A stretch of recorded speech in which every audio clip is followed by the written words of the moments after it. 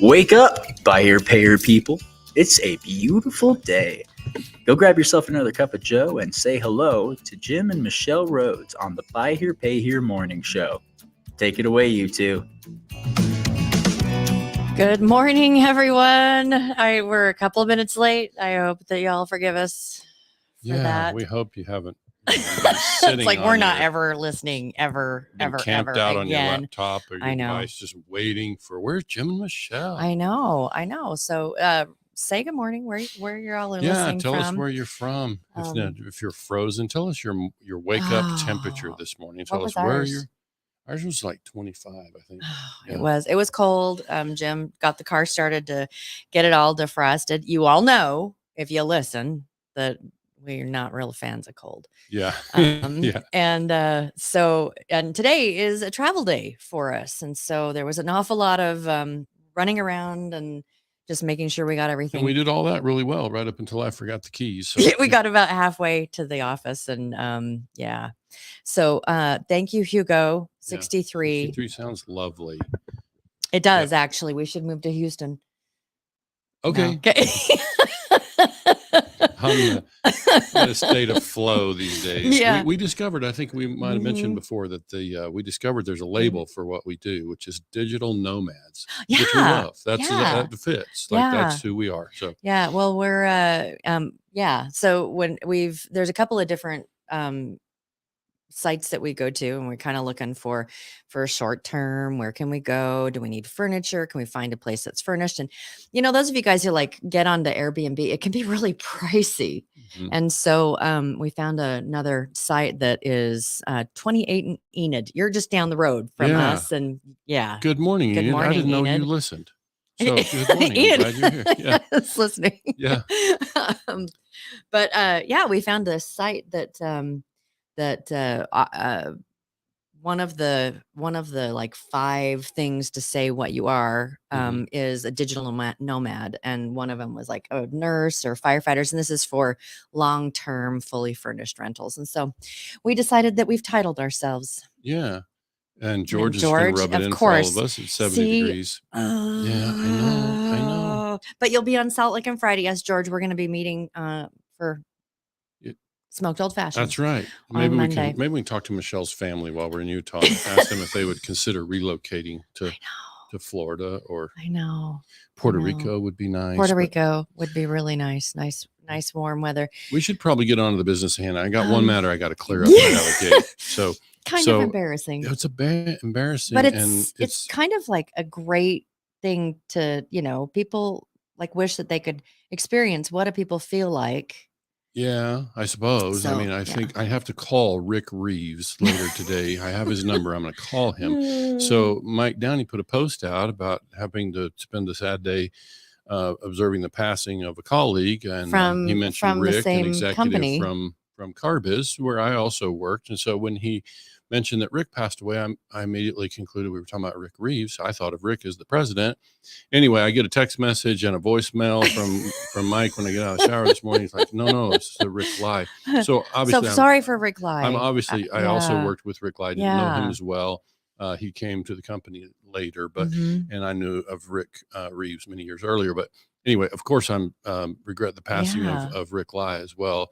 And he lived, I think last I knew, he lived in the Houston area. But yeah, I have to call Rick Reeves and say, terribly sorry, I mentioned your name out there on Facebook. I deleted the post. It was a beautiful tribute, though. Yeah, and sorry to hear about Rick Lai passing, and sorry to also hear that I have to clear up a miscommunication. Yeah, about Rick Reeves. But how many people out there is like, if I could just hear the eulogy, what do people really think? And so, it was it was an opportunity. We almost got one for Rick Reeves that was premature. I was prepared to eulogize him this morning. So I'm glad I don't have to on the show. So thank you, Mike, for correcting that in time before we kind of went on that. Yeah, so we had kind of an important subject to bring today. We want to talk about, and there's kind of different layers to this subject, as there often are with many of these things that we talk about. But we want to talk this morning about what we're calling our 30,000-foot view of this industry. We talked to a lot of people in different elements of this industry, vendors and association folks, and of course dealers, and we just hear lots of different things, and many people use the word fragmented about our industry. Yeah. Right? And it just, to me, it's kind of, it's brought, I'm new to the industry. Yeah. And so I don't know what it was like prior to me being a part of what's happening. And so, yeah, I have a different perspective, or a little bit of a different perspective. Yeah. But Well, I think part of what happens with any industry, I mean, obviously you're going to have some degree of competition, and, competition's good. Competition's a good thing. It's definitely, it benefits us all as consumers when we've got options. And so, yeah, of course. Well, not only as consumers, but as vendors, competition helps us keep our A game. Competition helps us to, continue to grow and expand and improve. And there's just no way. Yeah. Hi, AJ. Yeah. Yes. TJ. TJ. Sorry. She's got reading glasses on too. I'm not sure. I got new readers. Yeah. They don't work. TJ. Good morning, we TJ. See your comments. Yes, we can. Yes. But that's, for me, it's working in a lot of different industries. Competition is really a beautiful thing, right? Because it really helps. It helps move an industry forward. If you had zero competition, then you would never have improvements. Right. Yeah, no, I get that for sure. Or you would have limited improvements. Yeah, I think one of the things that happens in our industry is we see quite well is, it seems to be that most folks are competing for the same small group of dealers. We call them the Golden 500. Yeah, Michelle started calling them the Golden 500. And it's like there's the 500 dealers kind of at the top of the industry that are out there at the events and in the chat sessions, and they're kind of active, if you will. And then there's the rest. And so I feel like often many of us are competing for that Golden 500. I say us. We don't think of ourselves in that way. We are providers, certainly, and we have solutions that we're happy for people to know about. And so that's part of what happens. There's some other elements, and today's definitely not about finger pointing about who might have contributed to making the thing fragmented, but it's really about what is to be gained by unifying the industry. Okay, so we're going to turn this into a positive. Yeah. I mean, because it's, we, like you said, is we hear and we feel the we hear the comments, and we hear, as we're talking to people, and we feel the like the energy of like conflict. Yeah. Or of strife, and it's like, how do we, how can we help to fix that? Well, I think, we had confirmation yesterday. We spoke to a dealer who, by the way, we had something pretty significant happen yesterday for the sake of our own business. And what that really means, I can tell you now, is that ultimately means that's good for any dealer out there, and probably for the vendors too, because when we succeed in what we're doing, then we bring more education, we bring more information to dealers. And so yesterday was a big step. We had a dealer step in to help on an undertaking, and we're grateful. And it's kind of, a first domino for us in an important way. And when we finished with that conversation, I just started crying. Well, and because it meant so much. And not just because of the commitment that the dealer made, but because of the reason behind the commitment was that they acknowledged that one of the things they used was a phrase, bridge builders. Like, we've had these conversations with dealers in the past, and this dealer said, I view you two as bridge builders, and we hope to be that. We think the industry itself can benefit from a lot of unification, and we by being agnostic in the way that Michelle and I have maintained, we hope that through many years of relationships and by expressing the common desires of all the parties involved, that we have a chance to bring folks together in this industry in a really important way. And that starts by just being inclusive. For me, it's about being transparent. It's about being inclusive. And we just think too often what happens is you see, and let's take it outside the buy here, pay here industry for a minute. Sometimes what you see is people saying one thing about what they're going to do and how they're going to, benefit the industry, but then you see them doing something else. It's kind of like that walking your talk thing. Yeah. And we've covered that in different ways in the past. But one of the things that we want to make sure that we do is that we express that we're very clear about what we wish for the dealers first and their consumers, you know, as a result. turn. Yeah. And we just think you're going to find that we're super consistent about that. I don't think anybody's going to say that they've ever heard us say anything that departs from that belief. And so we do the best we can to walk our talk. And in doing that, we hope that we're going to be successful in inviting people to join us and we're going to be very inclusive. And whatever we build, we're building for. If you're a listener and you're in the industry, whether you're a vendor or a dealer, you're welcome. You're included. What we're building is very much for the benefit of everyone. It's kind of like saying, you know, I think of the, like, we're in the process of you know, Buy Here, Pay Here Nation, which is we're hoping to have some pretty decent sized announcements about that here really soon. But we're building, the nation is kind of like this massive table, and everybody is invited. That's a good way to think about it. Everybody's invited. Yeah, and it doesn't matter if they're a coach or they have a podcast. Yeah. Or, you know, like we wouldn't exclude someone because they might be doing something that we're doing. It's like everybody's invited. Yeah. And I can say that one of the things that we've said consistently is that at that table that she described, one of the roles that Michelle and I expect to play is that we want to make sure that at the center of that table is this white hat way, these white hat principles. And while others can certainly come to the table and benefit from the things that we've created and you know, that bounty, if you will, but it's really about making sure that we have that available at the core of education that we make available. And it won't just be education. There'll be other solutions there, but so it's like the tablecloth is white hat way, but there is a feast of education that we're putting there for everyone who is at the table to be able to actively consume. Yeah. And it's because it will benefit every vendor and it will benefit every dealer. Yeah. And it will help. That the purpose behind a lot of what it is that we're building is to help bring everybody. Sure. Bridge builders. And then just in the interest of transparency, we've said it to a number of dealers directly, and now we can say it to everybody listening that, you know, one of the things Michelle and I have been very clear about, we created this BHPH Nation TV. That will be our company. That's a for-profit company. We're going to be delivering education through live streaming, podcasting, all the stuff. So that's TV. We'll be selling ad space on that, and there'll be sponsors and advertisers over there. The Nation, on the other hand, there's no financial motivation in that for us. It's going to be a nonprofit.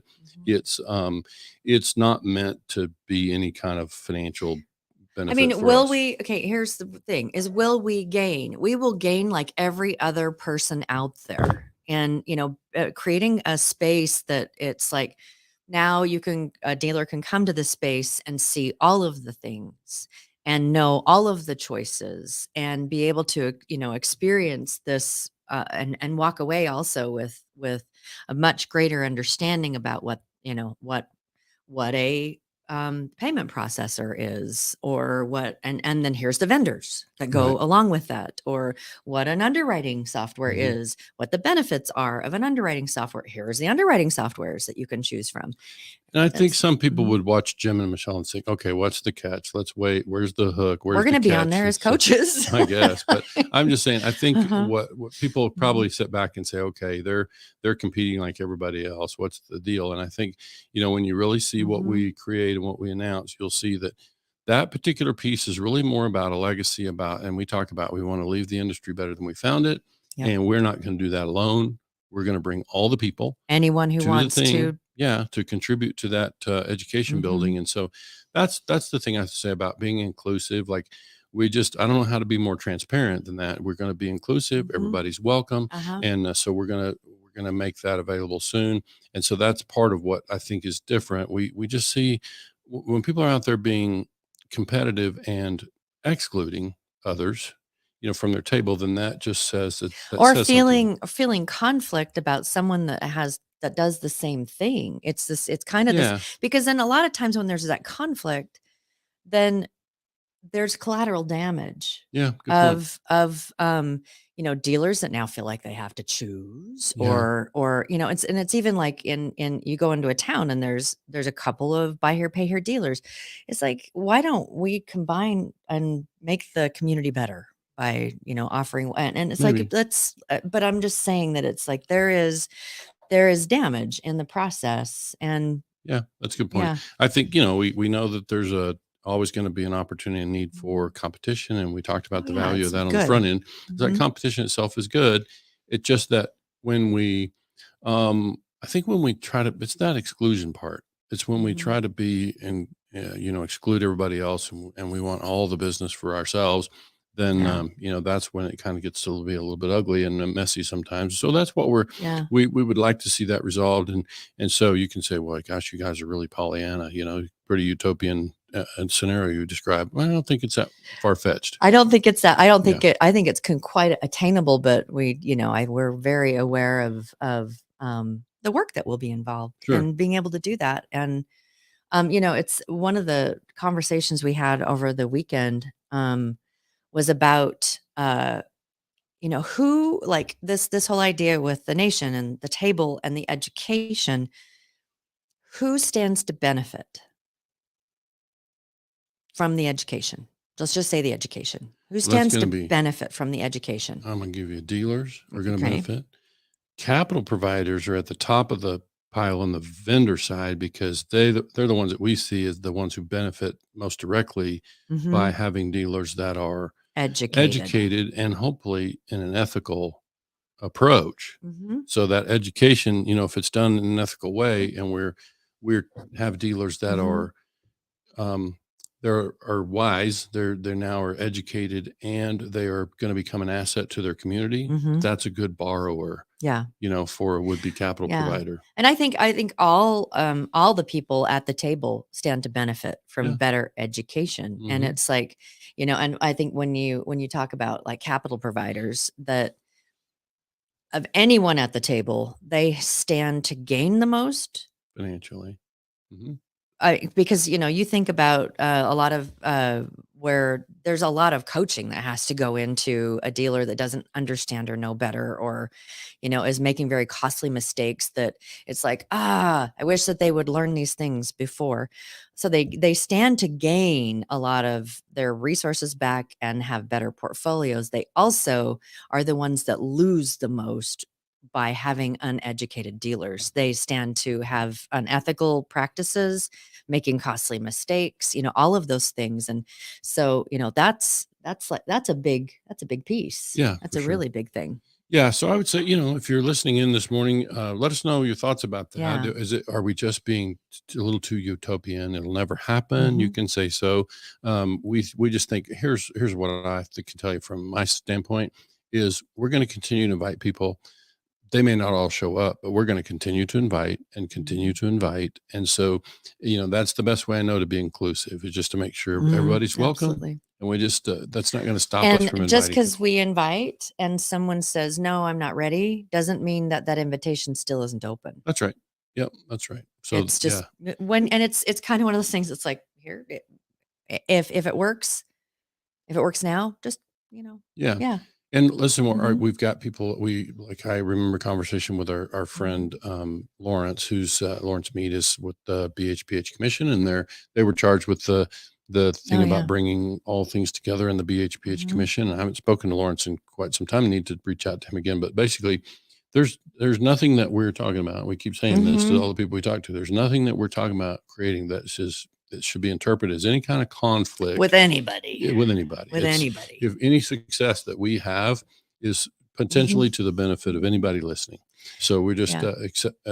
because that success is going to be around creating some common Mhm. education and common platform, where people A can big find table. one another. Yeah, You know, a big table that right? everyone is equally seen Yeah, and you too. find answers. So yeah, So, it's all good yeah. stuff. I think we we're excited about that. We expect to Mhm. continue to. I think everybody's left. Nobody's commenting about us. No one's made any comments. They're Nobody's like, called us a Pollyanna. We're giving "Mm, you a chance to call us names yeah." and otherwise throw And stones actually, doesn't it date us, to call it a Pollyanna. the Pollyanna? Because I don't know that my kids would know what Pollyanna is. No, I don't know that I've ever known of it called anything else. Utopian was the other word I Okay, used. but do you know what Pollyanna I don't know is? the root. No. Okay, that dates me. Oh boy, here you go. It's an old movie called Pollyanna. Are you sure And it she wasn't was before that? I don't know, but it was like something, a movie from like the 40s or Oh 50s, yeah. and she was the optimist in all things, and that was Pollyanna. Okay, Mhm. gotcha. Yeah, All right. so I just dated myself. I did not I know love that. those old movies. Yeah, Love them. I guess Love so. them. Yeah. Yeah. Well, I don't have anything else for this morning. We can let folks go back to their work. So future podcasts. Oh, nice. Oh, excellent. Well, yeah, if there's anything we can help you with, TJ, I got it right this time. Yeah. Yeah. Feel free to reach out. Thanks for tuning in. Yeah. So if you're still there, TJ, tell us where you're listening from. We like to Yeah. hear where our folks are tuning in from, and we have some frozen listeners this morning, and then we have some that are bragging about being 70 degrees. So yeah, thank can't you. say good things And about your competition. you're doing something wrong. Yeah. No vendor is the right, and that, that's actually, Amanda, that's actually something that I think that we've had conversations with different people in the industry and said, how many buy here, pay here dealers are there in the industry? And no one's been able to say X. Mm-hmm. It's like, we think it's about this much. And even if it's like, let's say 10,000, which I think is lowballing. Sounds like it. Yeah. I don't know a single dealer out there that can handle 10,000 new clients. Yeah. Not a one. Yeah. So yeah, it takes all of us, right, to do that well. So yeah. So it sounds like Amanda hit the return button a little too prematurely, which we've all done. Oh, TJ, we're heading to your neck of the woods. Oh yeah. In a couple of hours, and we'll be there for a few weeks. So yeah, you should reach out to us, private messages or something. Yeah, and we don't have to say so here, but I think say. TJ and I have a mutual friend, so I look forward to talking about that one day. So excellent. So all right, I think that kind of wraps up that part. Yeah. Is there anything else you want to add to that? Let's let We're the folks go back Pollyannas. to Maybe we'll working. come in a dress next time and be all Pollyanna. What? No, that's not. No. Michelle's got the wrong idea. Yes. She always wants to go theatrical. Me? Oh, well. You saw those of you who tuned in for the role play, and there will be more role play in the future. There will be. She gets to really show off her chops. And it's, I don't know what it is. It's like there's something wrong. Maybe it's right or wrong. There's something where I can like step into character. And then I was crying. Really, I was tearing up when but some of that I think is just like what was born inside of me. The other part of that is I have done some stuff. Yeah. I have had the opportunity to do some things and to hone a craft a little bit. So stay tuned. Listen in. One morning I'm going to get her to sing. Oh, it's Christmas time. Yeah. I should do that sometime with it's Chris. I may, unless it's like, I don't want to hear Michelle sing. No, you do want to hear Michelle sing. But maybe like for our show the day before Christmas, I'll sing a Christmas carol. Nice. Okay. I know that he will, he will, Jim's always asking me to, and this is the time of year that I turn on Christmas music. It's on. If it were up to me, the moment you wake up, it's on. And until you go to bed, it's in the background. That's how I was raised. We listened to Bing Crosby. We listened to Dean Martin. We listened to, the whole Rat Pack, and Perry Como and Andy. I actually saw Andy Williams in concert when I was a kid. Yeah, she described it. Yeah, I've heard it. Amazing. Yeah. And she knows all the words. She knows all the words. So tune in before Christmas. One of our episodes before Christmas, we'll have Michelle sing. She's it'll be, I'll have she's willing to do it. Now I'm getting nervous. Yeah. Okay. It'll be fine. These are our friends. These are our friends. All righty. Well, everybody, happy Wednesday. I hope you guys have next couple of days really great. We'll see you on Friday, and on Friday we have the coffee guys coming in, and they're going to be joining us on the podcast. We're going to kind of talk about their podcast and about some of the things. We got to know them a little bit at Super Forum, and I tell you, they work a lot in the just regular retail, and they have they also bleed over into buy here, pay here. But they really, it's about, they have a lot of the same foundational kind of Right. ideas about how to teach people to dealers to be better and to be better to each other and to be better to their customer and to soar and fly. Yeah. And we may have to, I know they do this, it's like, I can't read. There's 3 words that they say Yeah, like we'll at the end we'll of get it. it. We may have to do that Yeah, on we're Friday. gonna have So, to. yeah. It's gonna be And interesting. then, Tune in to find out whether and we match their high energy or I- they match I- our I- low energy, or we land somewhere in between. It'll be fun to find out. yeah, who knows? We And love what then they do. Monday, we have another special guest coming in on Monday, and that's Chuck. Yep. Chuck. Oh, I thought. Bono- Oh, that's Monday. Monday. Good. And that's Chuck Bonono. Banana. Why do I always get that wrong? Well, let's ask And him. it's Well, like, he'll I be here know, Monday. Chuck, We'll I'm ask him. sorry. It's Chuck. And I know Chuck B. I worked with Chuck And many so, years ago. yeah. And so Chuck works with Buckeye Dealer Performance Groups. Yeah. And so, he's a moderator. He's a moderator there. We had Brent Carmichael Yeah. the other day. Chuck is also moderated. We had Bill a ton of 20 Elizondo, groups. and we've had so it's like, yeah, let's get him on. And Man, it's someone that you've known for a long time. We're bringing you all the smart people. You guys need to come around. Oh, by the way, Brent Carmichael, I may take you up on this. He says, "Hey, Michelle, if Jim's ever sick," Oh yeah. Yeah. he's like, "I'll be your co-host." Nice. And I was like, yes. Good. We got a couple of people who are prepared to stand in. So yeah. Or I can teach you how to do one yourself. We if anyone wants to start a podcast and has something that they want to say, reach out. We'll show you how to do it. Yeah, and of course. it's more the merrier. It gives Yeah. people more opportunity to learn. Yeah. So Let's all let right, folks go to work. I think that we're done. Go to work. Really, really appreciate Enjoy all the that rest you of your guys Wednesday. all that you guys are and do. Be better. We'll talk to you later.